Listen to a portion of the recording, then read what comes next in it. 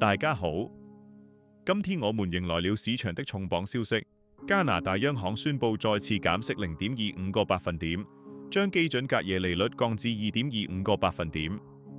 這是一個對經濟和房地產市場都具有深遠影響的決定。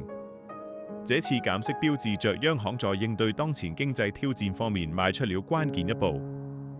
這對所有房主來說都是好消息，因為它預示着未來借貸成本的降低。但請注意，你現在的利率還沒變。許多人可能會誤以為減息會立即反映在他們的房貸上，但實際情況並非如此。央行減息不是即時生效的，銀行需要1到2個星期才能調整他們的優惠利率並發布新的房貸報價。這段時間是銀行內部進行調整和評估的必要過程，以確保新的利率結構能夠穩定實施。因此，耐心等待是至關重要的。現在就打電話給銀行，只會拿到舊報價。這不僅浪費你的時間，也可能讓你錯失未來更優惠的利率。在銀行尚未完全消化降息信息並更新其產品之前，任何查詢都將基於舊的利率框架。央行為什麼在這個時間點減息？原因很明確，經濟增長疲軟。加拿大經濟在過去一段時間內面臨着多重挑戰，導致整體增長動力不足。儘管通脹數據仍未完全理想，距離央行設定的目標還有一定距離，但面對疲弱的 GDP 和持續的貿易不確定性，央行不得不出手干預，透過降低借貸成本來刺激商業活動。這項措施旨在鼓勵企業投資和消費者支出，從而提振整體經濟。這次減息是一個信號，市場需要鬆綁，而我們正在進入一個降息的週期。這意味着在未來一段時間內，我們可能會看到更多的利率調整，為經濟復甦提供持續的動力。對於房地產市場而言，這也預示着一個更為寬鬆的借貸環境。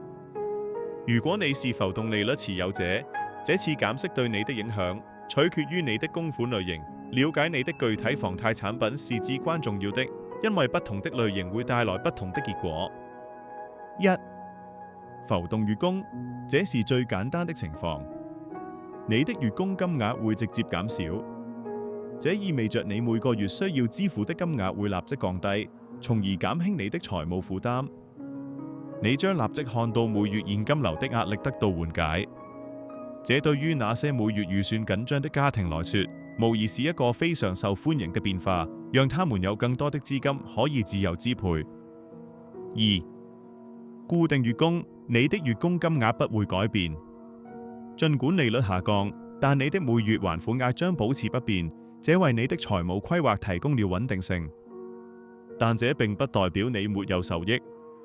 在你的固定月供中，現在用於利息的部分會減少，而用於償還本金的比例會增加。這是一個非常有利的變化，因為你正在更快地減少你的總債務。恭喜你，你在不知不覺中加快了還款進度。這意味着你將在更短的時間內還清房貸，並節省大量的利息支出。這是一個長期來看非常划算的結果。如果你即將續期或現在就需要新房貸，這是你的5大行動策略。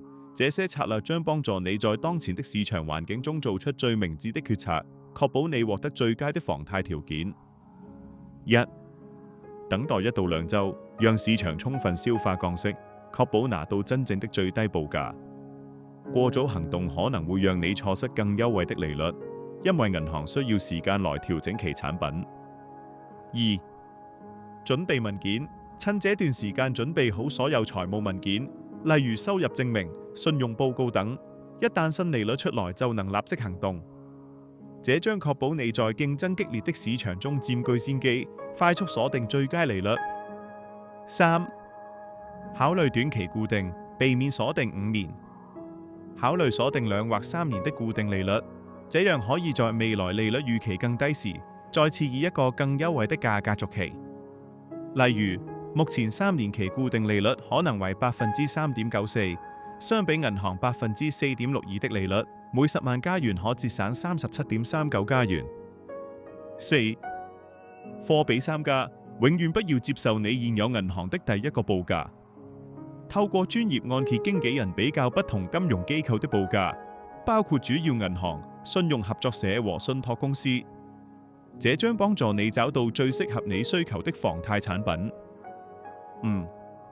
鎖定策略，確定最佳利率後，果斷鎖定，保護自己免受任何短期波動。一旦你找到了滿意的利率，立即採取行動，以確保你不會因為市場變化而錯失良機。總結一下，這次降息為我們帶來了真正的市場機會，但機會只留給有準備的人。這是一個需要策略性思考和積極行動的時刻，以充分利用市場的變化。請務必區分你的浮動利率類型，並採取策略性的等待。